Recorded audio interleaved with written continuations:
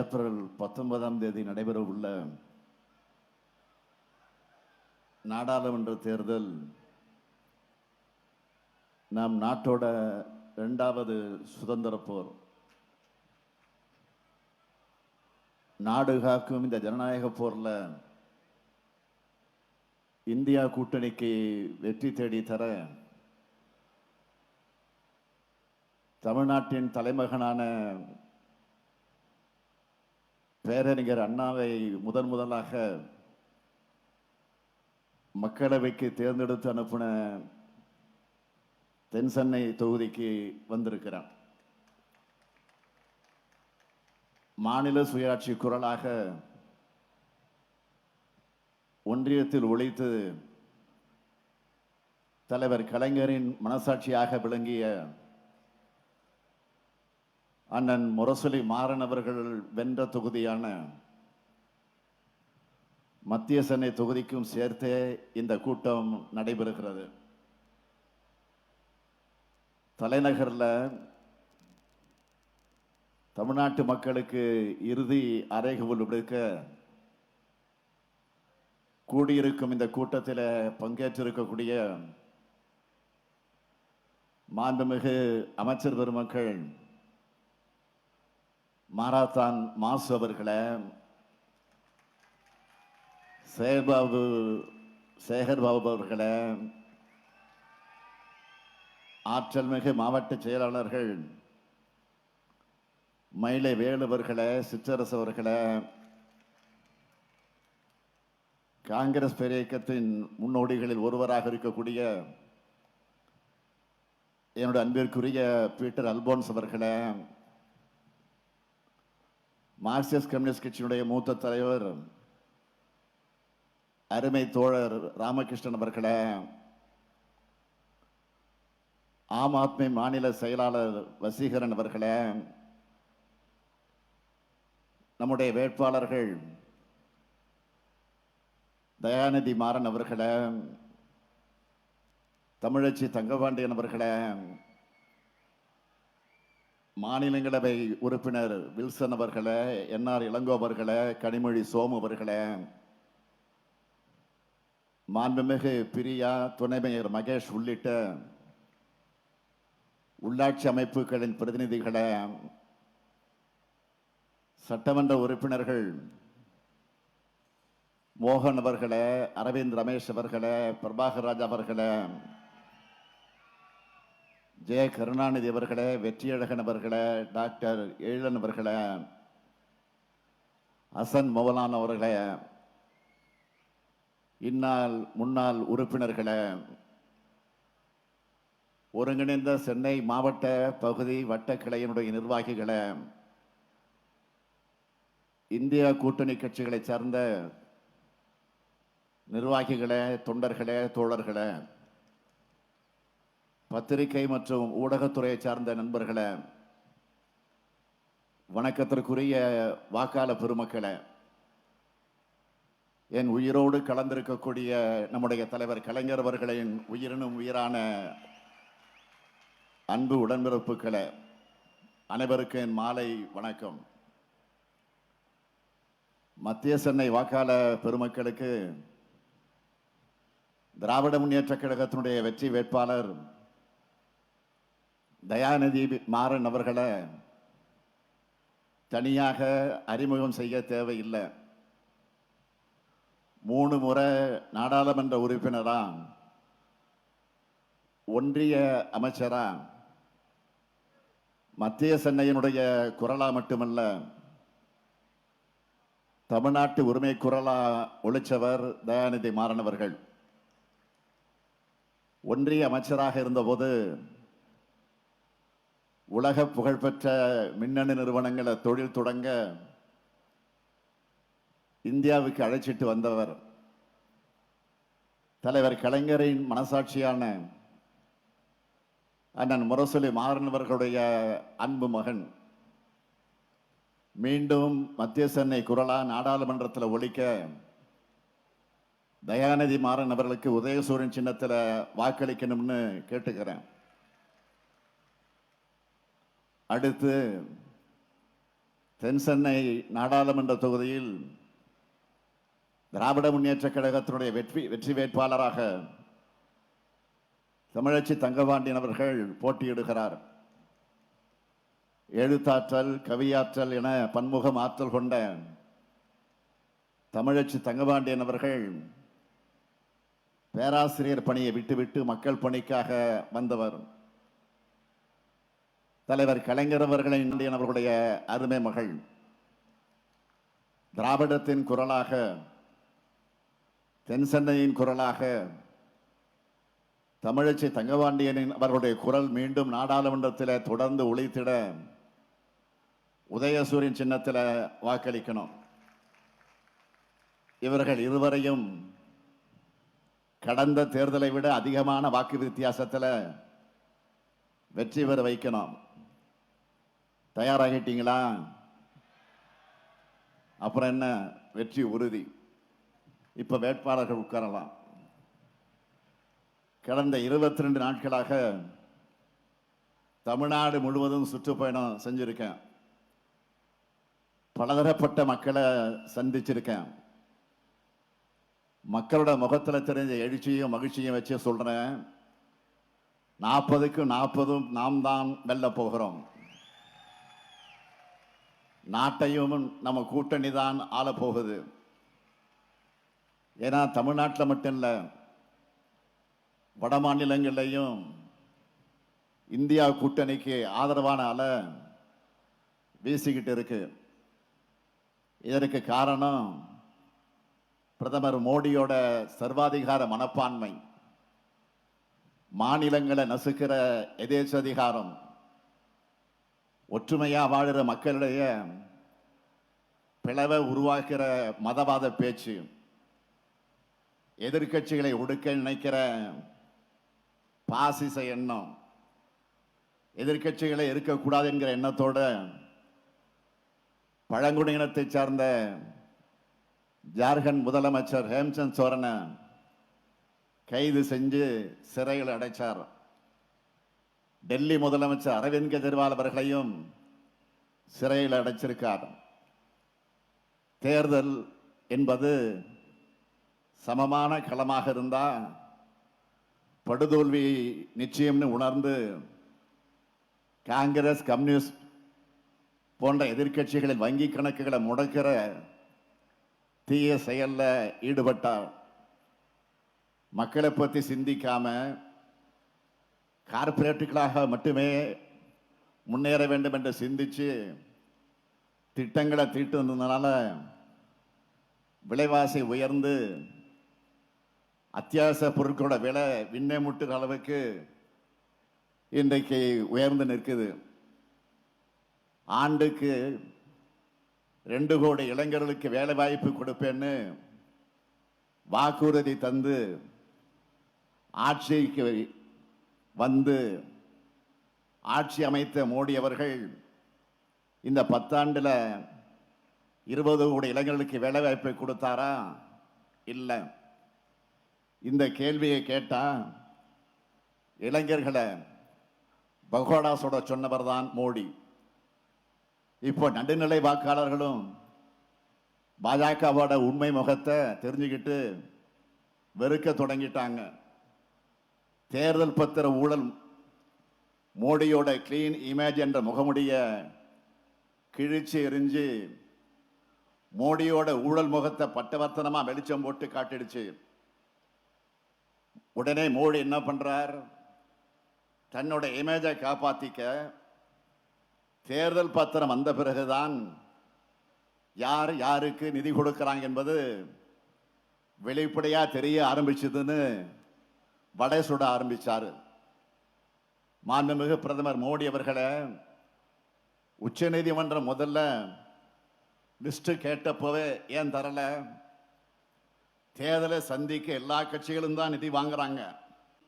ID, சிபிஐன்னு கூட்டணி மாதிரி செயல்படுகிற அமைப்புகளை வச்சு தொழில் நிறுவனங்களுக்கு ரைடு போறது. அடுத்த சில நாட்கள்ல அந்த நிறுவனங்கள் இருந்து பாஜகவுக்கு தேர்தல் பத்திரம் மூலமா நிதி வாங்கிறது.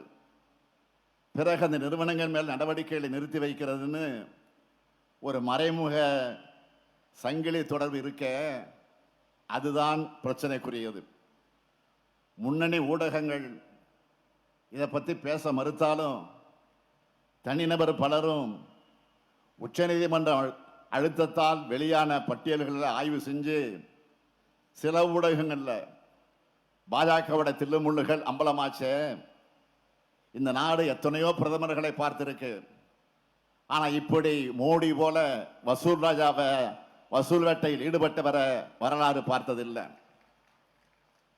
கொரோனாவில் கூட வசூல் வேட்டை நடத்தினார். அதுக்கு என்ன பேர் வச்சார் தெரியுமா? பிஎம் கேர்ஸ் நிதி. எல்லோரும் நிதி உதவி பண்ணுங்கன்னு கேட்டார். மக்களுக்கு உதவத்தான் பிரதமர் கேட்கிறாருன்னு பலரும் அள்ளி கொடுத்தாங்க. அந்த நிதி என்ன ஆச்சுன்னு தெரியல. தகவல் அறியும் உரிமை சட்டத்தில் கேட்டா அது தனியார் அறக்கட்டளை, அந்த விவரமெல்லாம் சொல்ல முடியாதுன்னு பதில் வருது. அடுத்து உங்க ஆட்சிக்கு சிஏஜி கொடுத்த சர்டிபிகேட் என்ன? 7 ஸ்கீம்ஸ் 7 லைக் மெகா ஸ்கேம். இதை பத்தி ஏன் வாயை திறக்க மாட்டேங்கிறீங்க? இதை வெளியிட்ட தணிக்கைத்துறை அதிகாரிகள் 3 பேரை உடனே பணியிட மாற்றம், டிரான்ஸ்பர் செஞ்ச மர்மம் என்ன? அடுத்து ரஃபேல் ஊழல். காங்கிரஸ் ஆட்சியில் ஒரு விமானத்துக்கு 526 கோடி ரூபாய்க்கு ஒப்பந்தம் போட்டாங்கன்னா பாஜக ஆட்சியில் 1670 கோடி ரூபாய்க்கு வாங்கினாங்க. இதனால பயனடைஞ்சது யாரு? காங்கிரஸ் கேட்ட கேள்விக்கு இன்னைக்கு வர பிரதமர் பதில் சொல்லல.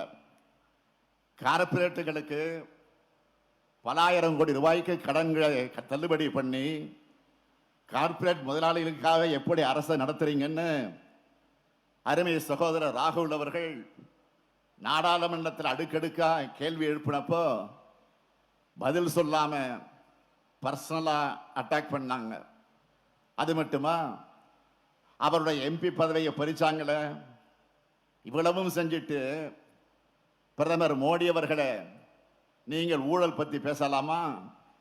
அதனால தான் சொன்னேன், உண்மையிலேயே ஊழலுக்கு ஒரு யூனிவர்சிட்டி கட்டி அதுக்கு ஒருத்தர் வேந்தரா நியமிக்கணும்னா அதுக்கு பொருத்தமான நபர் மோடியை விட்டா வேற யாரும் கிடையாது.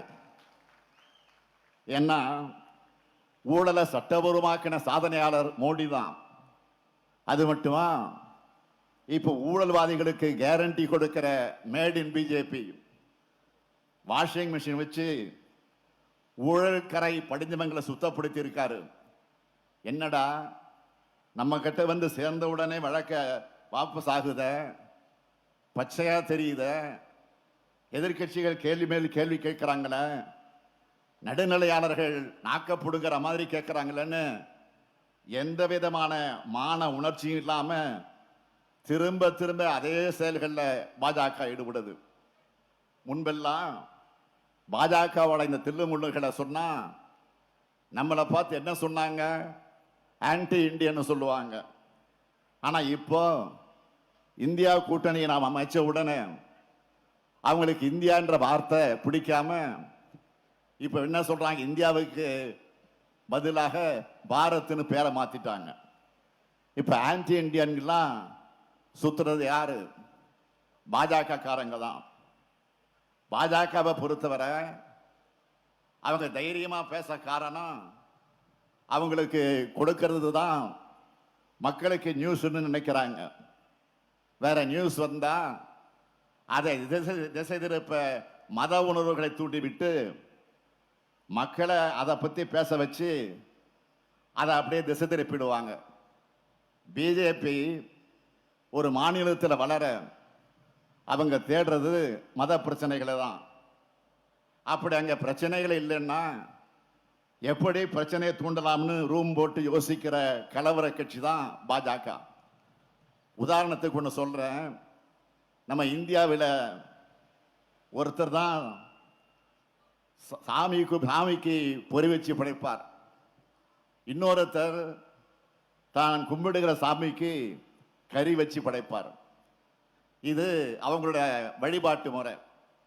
காலங்காலமாக கடைபிடிக்கப்படுகிற பண்பாடு. மோடியும் பாஜகவும் என்ன சொல்றாங்க?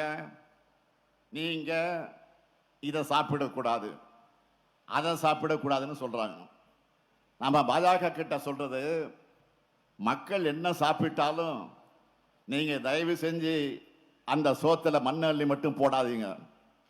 இப்படியெல்லாம் நம்ம பேசுறதால நம்மளை பார்த்து என்ன சொல்றாங்க? ஊழல் கட்சி, குடும்ப அரசியல்னு தேஞ்சி போன டேப் ரெக்கார்டர் மாதிரி திரும்ப திரும்ப சொல்லிக்கிட்டே இருக்காங்க. இதுக்கு பதில் சொல்லியே நாம டயர்ட் ஆகிடுறோம். ஆனா அவங்க கூட்டணியிலையும் அவங்க கட்சியிலும் இருக்கிற ஊழல்வாதிகள் வாரிசுகளுக்கு பிரதமர் மோடியே ஆதரித்து தேர்தல் பிரச்சார கூட்டங்களில் பேசுறாரு. என்ன வேடிக்கை! இன்னொரு வேடிக்கையும் பண்ணுவார். நிறைய பேர் ராத்திரி 12 மணிக்கு தனியாக இருந்து கூட பேய் படம் பார்த்துருவாங்க. ஆனால் மோடி நைட்டு டிவியில் பேச போறாருன்னா பலரும் நெஞ்சு படப்படுத்துறோம் அவங்களுக்கு. அந்த அளவுக்கு நாட்டு மக்கள் மன ரீதியா பயத்துக்கு ஆளாகி இருக்கக்கூடியவர் தான் பிரதமராக இருக்கக்கூடிய மோடி. திடீர்னு ஒரு நாள் இரவு டிவியில் வந்தார். 500 ரூபாய் 1000 ரூபாய் நோட்டுகள் செல்லாதுன்னு சொன்னார். எந்த விதமான திட்டமிடுதலும் இல்லாம ஒரு திட்டத்தை கொண்டு வந்துட்டு அதுக்கு தினம் தினம் புதுசு புதுசா ரூல்ஸ் போட்டாரு. கேட்டா கருப்பு பணத்தை ஒழிக்கிறேன்னு வசனம் பேசினார். சரின்னு மக்களும் அவரை நம்பி அவரை சொன்னதெல்லாம் செஞ்சாங்க. கருப்பு பணம் ஒழிஞ்சிடுச்சா?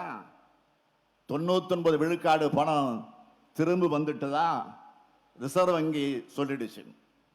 முதல்ல இந்த நடவடிக்கையை ஆதரிச்ச எல்லோரும் கொஞ்ச நாள்லே கடுமையாக விமர்சிச்சாங்கள. அதோடு விட்டாரா? புதுசா அறிமுகப்படுத்தின 2000 ரூபாய் நோட்டு செல்லாதுன்னு சில ஆண்டுக்குள்ளே அறிவித்தார். அந்த பணமும் 97 விழுக்காடு திரும்ப வந்துருச்சு. அப்போ கருப்பு பண ஒழிப்புன்ற மோடி மஸ்தான் வித்த எதுக்கு?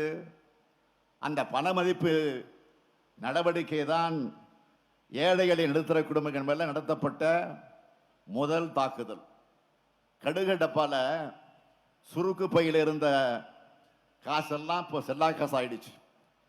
சிறு குறு நடுத்தர வியாபாரிகள் எல்லோரும் நடுத்தருவுக்கு வந்தாங்க. மோடி கிட்ட வாஷிங் மிஷின் மட்டும் இல்லை, ஒரு பூத கண்ணாடியும் இருக்கு. அது மூலமா ஏழைகளோட சுருக்கு பையில எவ்வளவு பணம் இருக்குதுன்னு தெரிஞ்சுக்கிட்டு அதை எப்படி பறிக்கலாம்னு சிந்திக்க ஆரம்பிச்சவர். அதுக்கு உதாரணம் உங்களுக்கு சுருக்கு பை எதுக்கு? எல்லாரையும் வங்கிகள் அக்கௌண்ட் ஆரம்பிங்கன்னு சொன்னார். அதை நம்பி மக்கள் எல்லாம் அவங்க கிட்ட இருந்த காசை அக்கௌண்ட்ல போட்டாங்க. கொஞ்ச நாள்ல மினிமம் பேலன்ஸ் கம்மியா இருக்குன்னு அதையும் பிடுங்கிட்டாரு. அந்த ஃபைன்ல மட்டும் எவ்வளவு வசூலானது தெரியுமா? 21,000 கோடி ரூபாய். தொடர்ந்து விடல. அடுத்த திரும்ப ஒரு நாள் இரவில் நாடாளுமன்றத்துக்கு வந்து ஜிஎஸ்டி சட்டம் போட்டாரு. குஜராத் முதலமைச்சராக இருந்தப்போ என்னோட பிணத்து மேல இருந்துதான் இந்த சட்டத்தை கொண்டு வர முடியும்னு சொல்லிட்டு அவரே பிரதமர் ஆனதும் நடுராத்திரியிலே கொண்டு வந்து இந்த சட்டத்தை நிறைவேற்றினார். மாநிலங்களுக்கு இருந்த எல்லா நிதி அதிகாரத்தையும் ஒன்றிய அரசுக்கு மாத்தினார். இதனால மாநிலங்கள் மட்டும் முடங்கல, மக்களும் முடங்கினாங்க.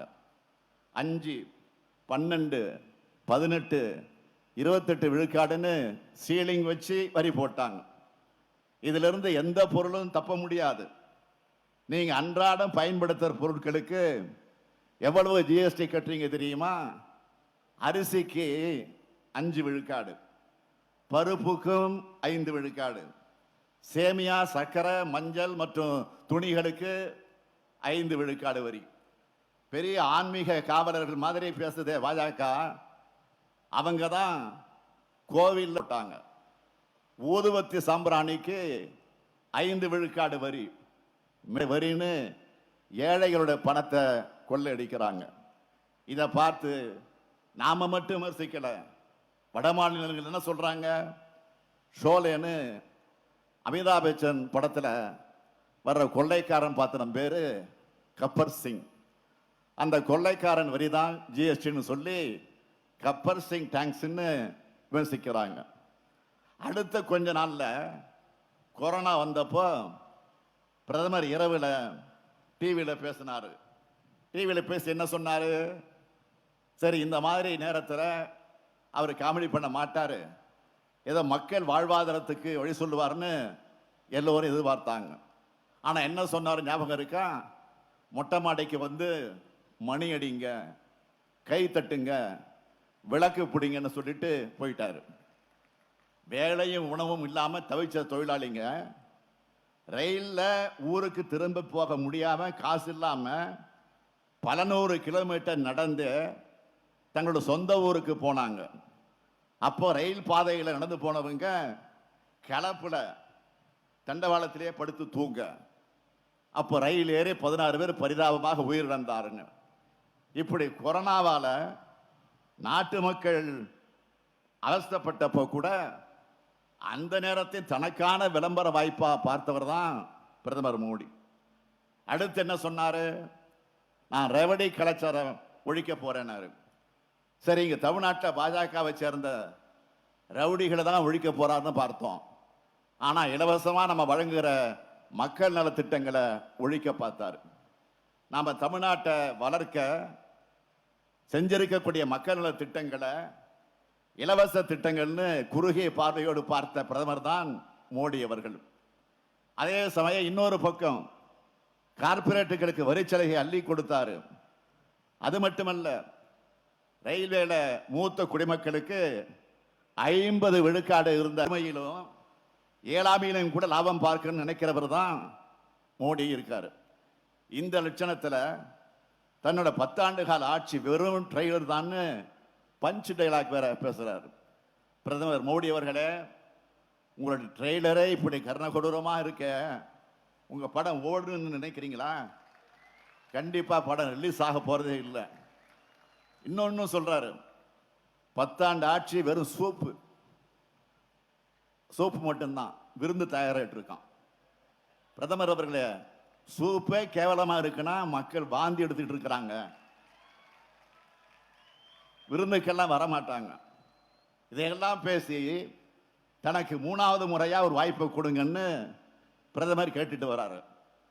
மோடிக்கு 3வது முறை வாய்ப்பு என்பது இந்த நாட்டு மக்கள் தங்களோட தலையிட தாங்களே மண்ணெல்லை போட்டுக் கொள்வதற்கு சமம். இதை நான் தனிப்பட்ட ஸ்டாலினா சொல்லல, ஒரு கட்சி தலைவரா சொல்லல, பொறுப்புமிகு இந்திய குடிமகனா சொல்றேன். மோடியோட பேச்சுக்களை நாட்டு மக்களான நீங்களே எடை போட்டு பாருங்க, சீர்தூக்கி பாருங்க. அவருடைய பேச்சில் எதையெல்லாம் மைய கருத்தா பேசுறாரு. இதோ நாங்களும் தேர்தல் பரப்புரைக்கு உங்கள் ஆதரவு கேட்டு வந்திருக்கிறோம். கடந்த 3 ஆண்டுகளில் என்னென்ன திட்டங்களை நிறைவேற்றி இருக்கோம், என்னென்ன சாதனைகளை செஞ்சிருக்கோம்னு எடுத்து சொல்லி வாக்கு கேட்கிறோம். திமுக காங்கிரஸ் வெளியிட்ட தேர்தல் அறிக்கையில் மக்களுக்கான வாக்குறுதிகள் இருக்கு. அதுதான் இந்த எலெக்ஷனோட ஹீரோ. அதில் இருக்கிறதெல்லாம் சொல்றோம். ஆனா மோடி அப்படி வாக்குறுதிகளை சொல்லி வாக்கு கேட்கிறாரா? இல்லையே. எல்லா பிரச்சார மேடைகளிலையும் நாட்டு மக்களை பிளவுபடுத்துவதற்கான வாய்ப்பாத்தான் அதை பார்க்கிறாரு. வாயை திறந்தால சாதி, மதம், உணவு வேறுபாடுகளை பற்றி தேவையில்லாத கருத்துக்களை பேசி எதிர்கட்சிகளை திட்டி வெறுப்புணர்ச்சியை விதைக்க துடியாய் துடிச்சுக்கிட்டு இருக்கிறார் பிரதமர் மோடி. சமூக நீதியை பேசுற காங்கிரஸ் தேர்தல் அறிக்கையை முஸ்லீம் லீக்கினுடைய தேர்தல் அறிக்கை போல இருக்குன்னு பிரிவினைவாத அரசியல் செய்கிறாரு. நேற்று மேற்கு வங்கத்திற்கு போயிருக்காரு. அங்க இருக்கக்கூடிய மக்களை பிளவுபடுத்தி பேசுறாரு. 10 ஆண்டு காலம் இந்தியாவோட பிரதமராக இருந்துட்டு சாதனையா எதையும் சொல்ல முடியாம நாள்தோறும் மக்களை பிளவுபடுத்துகிற கருத்துக்களை பேசுறோம்னு கூச்சம் துளி கூட அவர்கிட்ட இல்லை. மோடி ஏன் எக்காரணத்தை கொண்டு இன்னொரு முறை ஆட்சிக்கு வரக்கூடாதுன்னு சொல்றோம்? மோடி ஆட்சிக்கு வந்தால் அமைதியான இந்தியா அமளியான இந்தியாவாக மாறிடும். ஒரு தாய் மக்களா வாழுற நம்ம மக்களை அவங்க மனசுல வேறுபாட்டு விதைகளை தூவி இந்தியாவை நாசம் செஞ்சிடுவாங்க. இந்தியாவில் ஜனநாயகம் இருக்காது, நாடாளுமன்றத்தில் விவாதம் இருக்காது, தேர்தல் என்பதே ஜனநாயகபூர்வமாக இருக்காது. மாநில அரசுகளுக்கு எந்த அதிகாரமும் இருக்காது. சட்டமன்றங்கள் இருக்குமா என்பது சந்தேகம். ஒரே மொழி, ஒரே மதம், ஒரே பண்பாடு, ஒரே உடை, ஒரே உணவுன்னு ஒற்றை சர்வாதிகார நாடா மாத்திடுவாங்க. நாடு 200 ஆண்டுகள் பின்னோக்கி போயிடும். வரலாறுகள் திரித்து எழுதப்படும். அறிவியல் பின்னுக்கு தள்ளப்பட்டு பிற்போக்கு கதைகள் புகுத்தப்படும். தமிழ் உள்ளிட்ட இந்தியாவோட பிற மொழிகள், மாநில மொழிகள் சிதைக்கப்படும். மக்களுடைய சிந்தனை மழுங்கடிக்கப்படும். மக்களுடைய அடிப்படை உரிமைகள் கூட பறிக்கப்படும். இடஒதுக்கீடு வழங்குகிற சமூக நீதியை குழி தோண்டி புதைச்சிடுவாங்க. புரட்சியாளர் அம்பேத்கர் எழுதின அரசியல் சட்டம் காற்றிலே பறக்க விடப்பட்டு RSS சட்டம் தான் நாட்டை ஆளும். காவி கொடி தேசிய கொடி ஆகிடும். இதையெல்லாம் தடுத்தாக வேண்டிய காலத்தின் கட்டாயத்தில் நாம் எல்லோரும் இருக்கிறோம். இந்தியா கூட்டணி ஆட்சி அமைஞ்சாதான் இந்தியா வளம் பெறும். குறிப்பா தமிழ்நாடு அதிகமாக வளம் பெறும். இங்கே திராவிட மாடல் ஆட்சியை நாம் அமைச்சு 3 ஆண்டு காலமா பல்வேறு சிறப்பான திட்டங்களை தீட்டி வருகிறோம். நம்ம சாதனைகள் தான் நமக்கான அடையாளம். ஒவ்வொரு கூட்டத்திலையும் நம்ம திட்டங்களால் பயனடைஞ்ச பயனாளிகளை பற்றி நான் பேசியிருக்கேன். பயனாளிகள் சொன்ன ஒவ்வொரு வார்த்தையும் அவங்க உதட்டிலிருந்து மனசிலிருந்து வந்தது. அதை சொல்றப்போ அவங்க முகத்தில் நான் பார்த்த மகிழ்ச்சியை தான் என்னுடைய வாழ்நாள் பேராக நான் கருதுகிறேன். நான் பொது வாழ்க்கைக்கு வந்து 60 வருஷத்துக்கு மேல ஆச்சு. எவ்வளவோ சோதனைகளை வேதனையை சந்திச்சுதான் இந்த இடத்துல நிற்கிறேன். முத்துவேல், கருணாநிதி, ஸ்டாலின் ஆகிய நான் பொறுப்பேற்றுக்க காரணம் என் உயிரோடு கலந்திருக்கக்கூடிய உடன்பிறப்புகளான நீங்களும் தமிழ்நாட்டு மக்களும் தான். தமிழ்நாட்டோட வரலாற்றை எழுதும் பொழுது அதில் எனக்கும் ஒரு இடம் இருக்கும். ஸ்டாலின் முதலமைச்சராக இருந்தபோதுதான் தமிழ்நாட்டில் 1,15,00,000 மகளிர் அவங்க அண்ணன் தாய் வீட்டு சீர் கொடுத்த மாதிரி மாசம் 1000 ரூபாய் வாங்கினாங்க. அதே மாதிரி குழந்தைங்க பசியார காலையிலே சாப்பிட்டு படிக்க முதலமைச்சர் காலை உணவு திட்டம் என்ற பேர்ல 14 லட்சம் குழந்தைகள் வயிறார சாப்பிட்டு போறாங்க. ஆட்சிக்கு வந்து அடுத்த நாள்ல இருந்து தமிழ்நாட்டில் மகளிர் சுதந்திரமா கட்டணமில்லா விடியல் பயண திட்டத்தில் அவங்க பயணம் செய்யறாங்க. ஏழ்மையான சூழல்ல அரசு பள்ளியில படிச்சு கல்லூரிக்கு வந்து 4,81,075 பெண் பிள்ளைகளுக்கு புதுமை பெண் திட்டத்தில் மாசம் 1000 ரூபாய் தந்தார். கஷ்டப்படுறவங்க வீட்டுக்கே போய் மருத்துவம் பார்க்கிற மக்களை தேடி மருத்துவம் திட்டத்தை செஞ்சார். இன்னுயிர் காப்போம், நம்மை காக்க 48 திட்டம் மூலமா பல லட்சம் உயிர்களை காப்பாற்றினார். இப்படி அந்த வரலாற்றில் இன்னும் பல திட்டங்கள் இடம்பெற நமக்கு ஏற்ற ஒன்றிய அரசு வரணும். அதனாலதான் தேர்தல் அறிவிச்சதும் சொன்னேன், 40 தொகுதிகளிலையும் இந்த ஸ்டாலின் தான் வேட்பாளர். திராவிட மாடல் அரசுல நம்மோட சாதனைகள் ஒவ்வொரு குடும்பத்தையும் ஒவ்வொரு தனிநபர்களையும் சென்றடையும் பார்த்து பார்த்து செயலாற்றி இருக்கும். மகளிர், மாணவர்கள், முதியோர், இளைஞர்கள், சிறுபான்மையினர், சமூக நீதியின் எல்லா தளங்களையும் நம்மோட திட்டங்களை செயல்படுத்திக்கிட்டு இருக்கோம். 3 ஆண்டு கால ஆட்சிக்கே இப்படி பட்டியல் போடுறோம். 10 ஆண்டு கால பாஜக ஆட்சியில தமிழ்நாட்டுக்கு ஒரு சிறப்பு திட்டம் உண்டா? ஏன் செய்யலன்னு அமர கொஞ்சம் யோசிச்சு பாருங்க.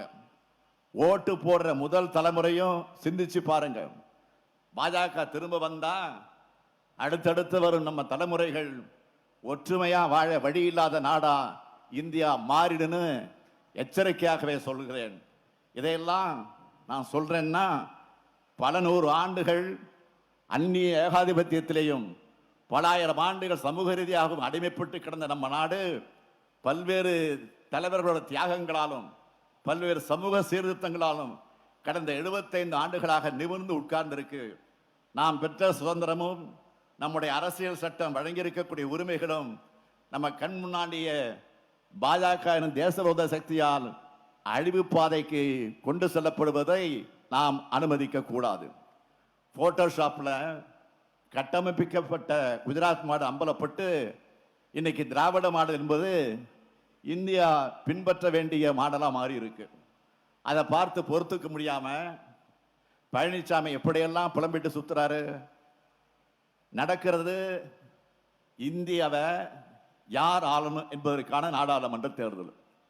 இந்தியா கூட்டணி தான் ஆளணும்னு நாம சொல்றோம். ஆனா அதிமுகவையும் பழனிசாமியும் கேட்டா யார் ஆளணும்னு சொல்லாம, யார் ஆளக்கூடாதுன்னு சொல்லாம, யார் தான் உண்மையான எதிரினே தெரியாம, எதுக்காக தேர்தலில் நிற்கிறோம்ங்கிற தெளிவே இல்லாம பி டீமா பாஜகவுக்கு ஆதாயம் தேடி தரக்கூடிய களத்துக்கு வந்திருக்கிறார் பழனிசாமி. ஒரு பக்கம் கூட்டணி முறிஞ்சிருச்சுன்னு சொல்றாரு, இன்னொரு பக்கம் பாஜகவை எதிர்க்க முடியாது, அது கூட்டணி தர்மம்னு சொல்றாரு. அதிமுக ஆளுங்கட்சியா இருந்தப்போ எதிர்கட்சிகள் பாஜகவை அரசியலுக்காக எதிர்க்கிறாங்கன்னு சொன்னார்.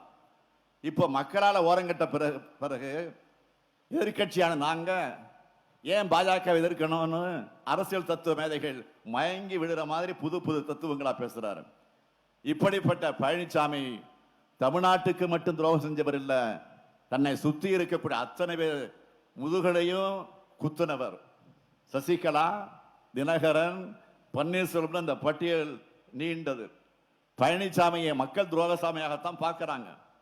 பெரிய மெகா சீரியல் மாதிரி இதுல இப்ப யார் யாருக்கு நண்பன், யாருக்கு யார் எதிரி, யாருக்கு யார் துரோகி, இதுக்கு பதில் என்ன தெரியுமா?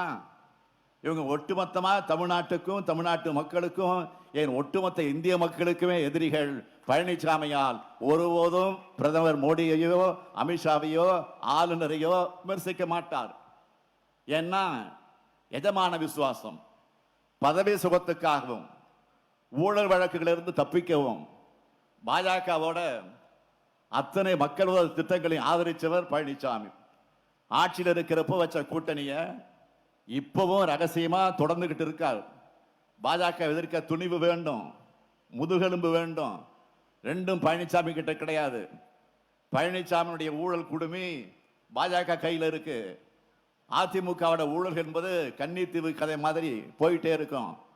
தமிழ்நாட்டை வஞ்சித்த பாஜக தமிழ்நாட்டின் முன்னேற்றத்திற்கு துணை நிற்க போக இந்தியா கூட்டணியினுடைய ஒன்றிய அரசை ஆட்சியில் அமர்த்துங்கள்.